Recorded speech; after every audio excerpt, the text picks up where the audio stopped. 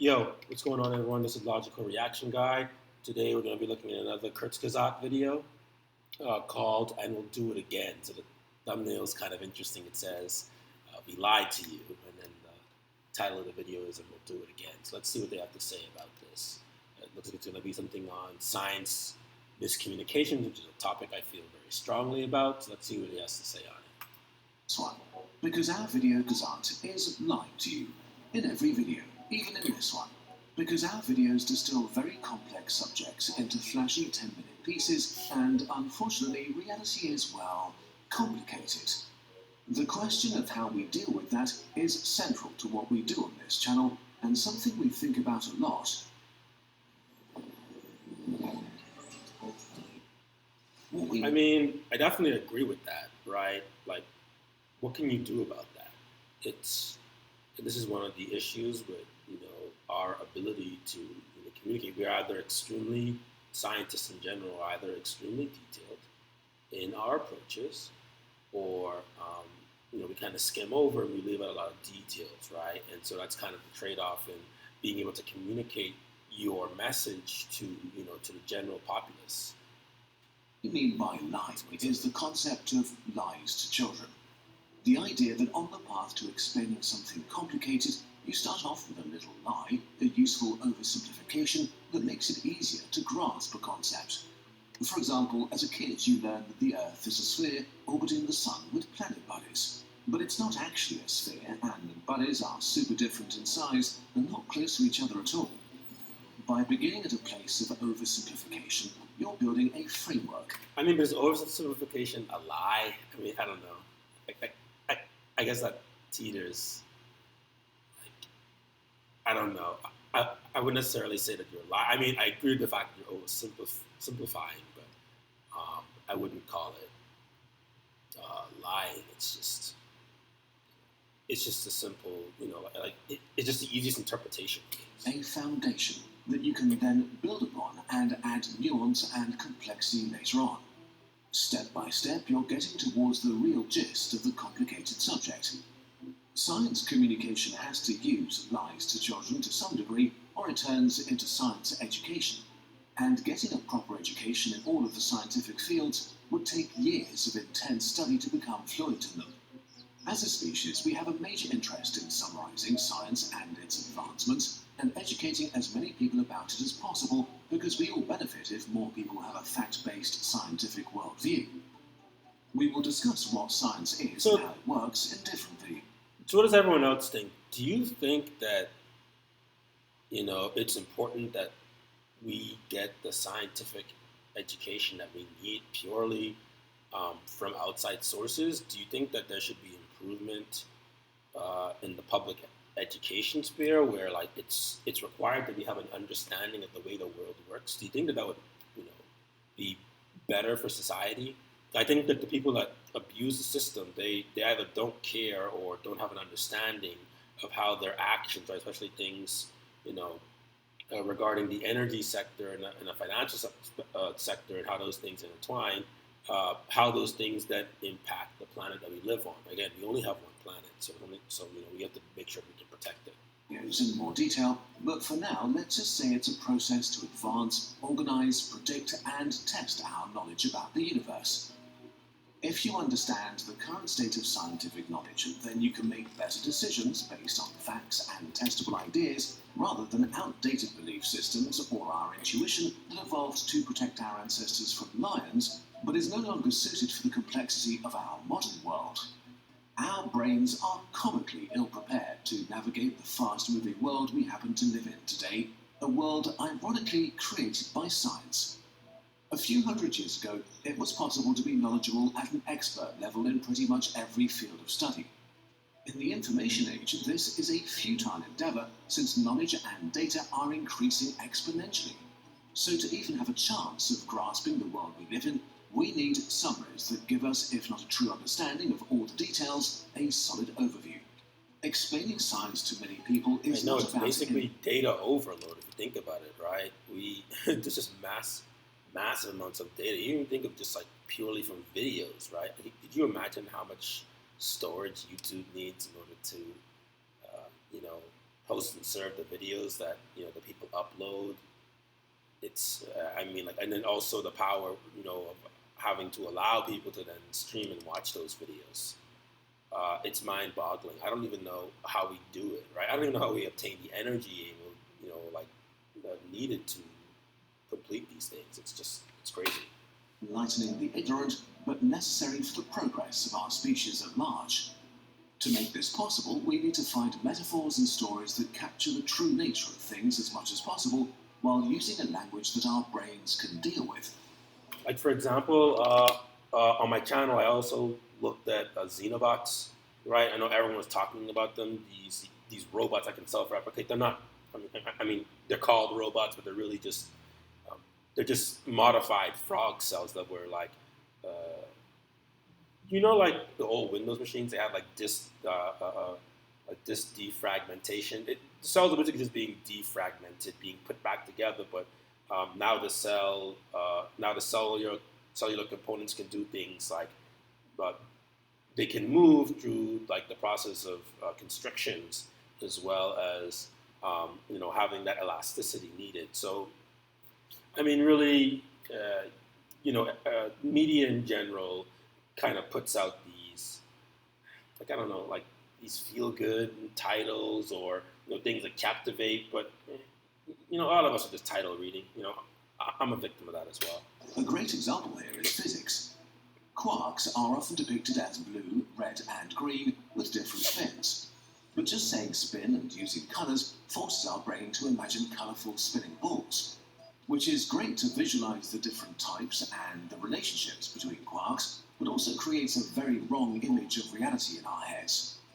Molecules are nothing like the neat diagrams that we're taught in school, but buzzing and vibrating entities held together by something we call charge, that describes how certain things want to be close or escape each other for some unknown. Boy, I don't know. I mean, when I was an undergrad, I took organic chemistry, and visualizing, it's much more than, I mean, we wouldn't even look at it as like ball and sticks. It's really like, like just a bunch of, so like the carbon rings and like the carbon chains, what you didn't just do is you just draw lines, right? And you're just assuming that the line, like that each segment of the line counts for like a bond between two carbon atoms. And like the ball and stick thing, you don't really think about that like once you're at an undergraduate level. But like this is pretty accurate in the fact that atoms, compounds, molecules, like they vibrate, they rotate, like they're not just these static things that we but it certainly helps like for visualization time. And we've had many brilliant organic chemists come through like the education of learning about things through ball and stick and through line segments. So I mean, yes, like this is right, but I mean, like we all learn it kind of the same way. Reason. We're describing phenomena that we are pretty sure exist in some form or another, because the maths works out and we can do real-world experiments and predict their results before we do them. In reality, these are models, tricks to summarise what we know, make up a coherent story, and prepare the ground for more in-depth explanations. Don't confuse the description of a thing for the thing itself. Simplifications like these are not just meant to dumb things down. I mean, again, useful. Most of us don't, right? And if you're already at a point where you can see balls, like you should already have an understanding or like lab experience, right? So like usually when you take a course, right, on chemistry or physics, you're also taking a lab. So you also get to see the real world implications, like how you would then, synthesize or analyze or study a certain compound. So really, it's yes, like like I agree, but I don't know. Yeah, like I agree, but something like like the education that we learn that kind of shows. Like kind of visually describe something that exists in real life, it's still pretty helpful. For experts themselves. For example, chemists who use wrong electron shell models to work out chemical bonds, or scientists using simplified models as the basis for discussion with colleagues across different scientific fields. But the simplification of science... This is exactly what I mentioned, right? Like this is helpful even for like our own communication, right? I mean, us as humans, we may not have everything right, but we have, like an effective means of being able to converse between scientists, between inventors. So be problematic for a bunch of reasons. Finding the true nature of reality is super hard because Can I just focus on this? Like, scientists always fight. Like, when I was in grad school studying for my PhD, um, you'd always go to conferences, and people are like, there's usually at least two labs doing the same exact thing, right? But you don't know that until one lab publishes, right? So there's this term called scooping, right, where if you perform someone else's research and you publish it for them, you scoop them. So it's kind of like you're being put in a compromised position where you either have to publish in order to get it out as soon as possible, or you have to change around your entire narrative of what you were doing research on. So, scientists do fight because sometimes we do, like at the highest level, right? We interpret things differently, and professors do this all the time. Finding and the universe doesn't care if we understand it. Science is a process to work towards gaining knowledge and not an absolute truth generator. The answers it provides are multi-layered and nuanced, and that complexity can get lost when it's simplified, especially when it's done so for headlines. An interesting cancer... Again, I just talked about this, like this whole headline situation. Especially when it's... Right, like we live in a world where like you just have to read captions. So, for me, I came off of social media because I found that I started to do as, the people on social media do, like life just became kind of shallow, right? I had to really evaluate what I was putting focus on. So,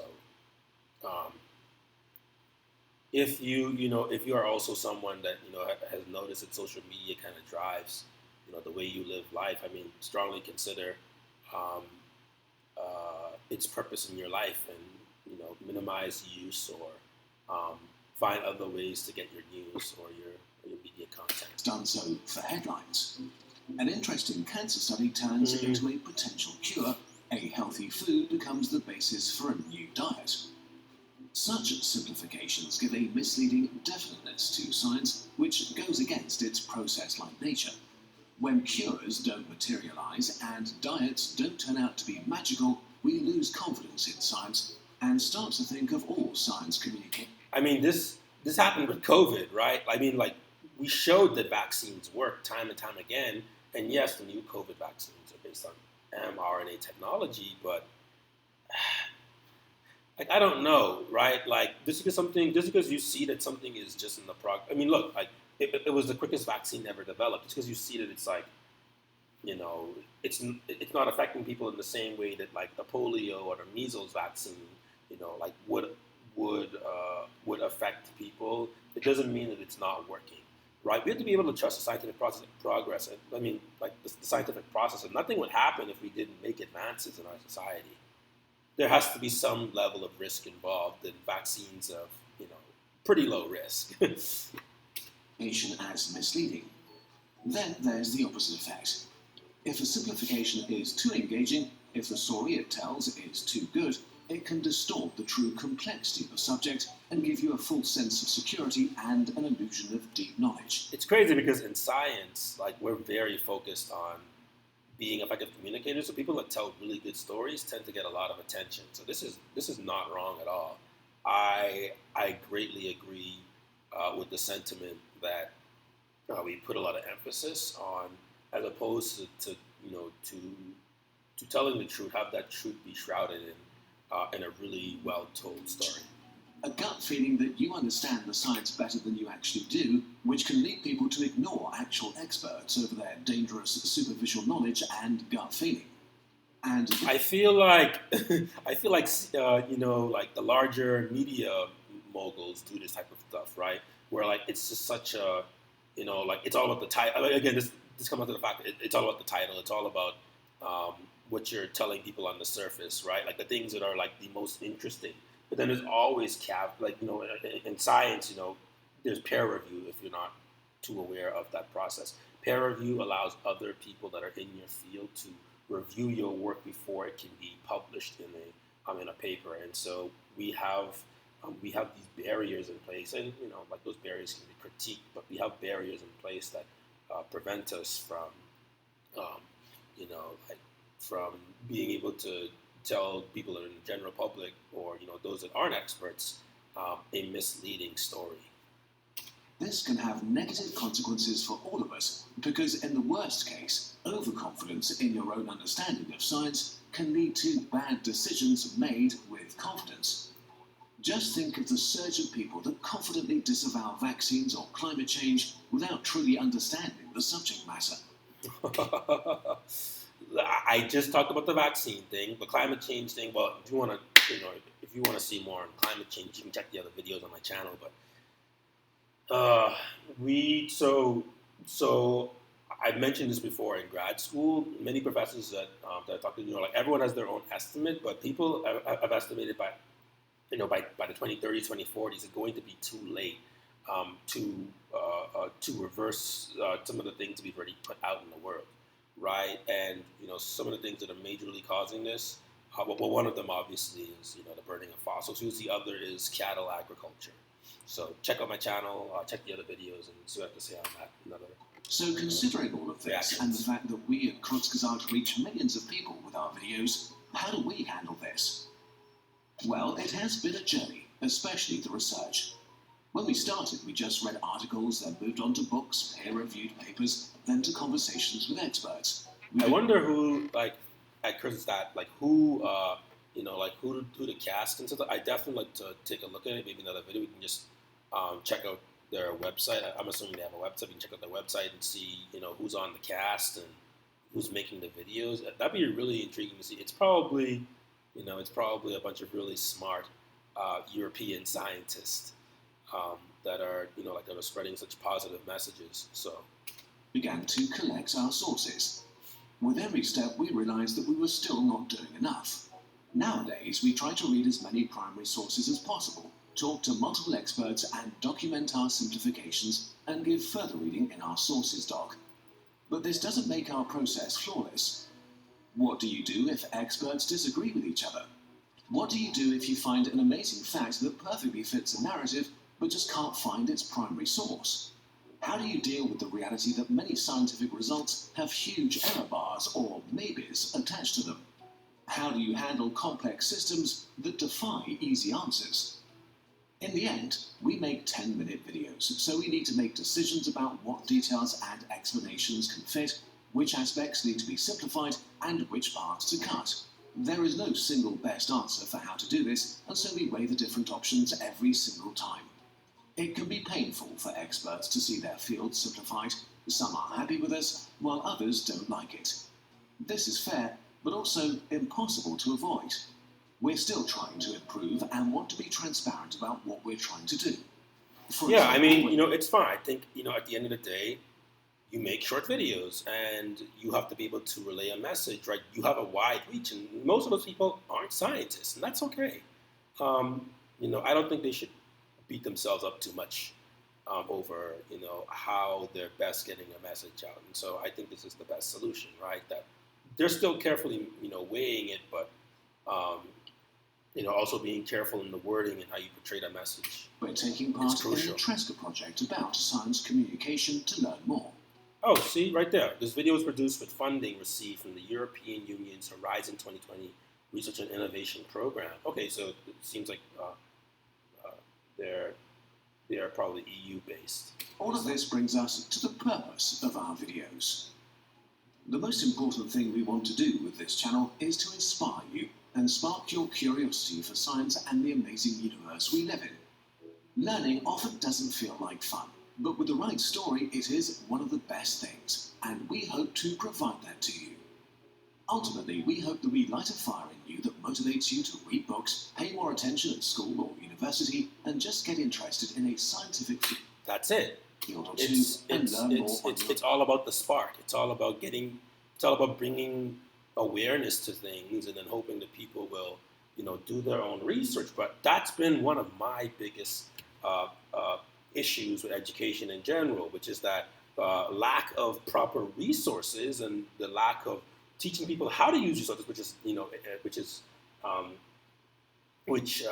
is not being given to younger students, has caused people to travel down the wrong path. So they get their news, they get their information from TikTok, They get their information um, from from the wrong places in YouTube. They get their information from Facebook University, from WhatsApp University. These are just terms that are used in my culture.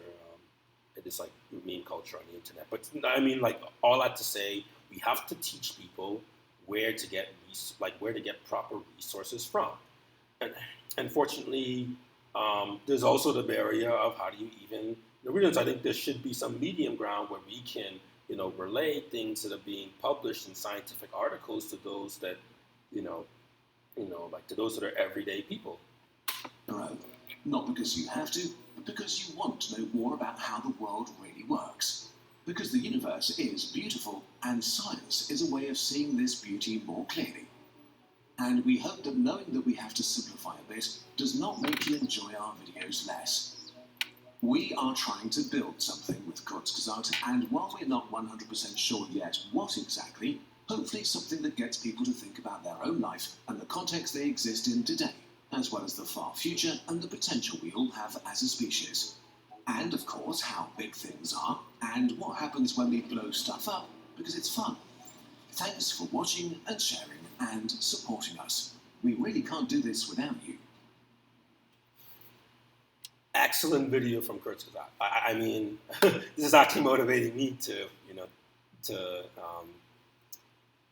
want to do good in the world and to work as hard as I possibly can, and to be careful in the way that I communicate with others. So, great, excellent video from Kurzgesagt.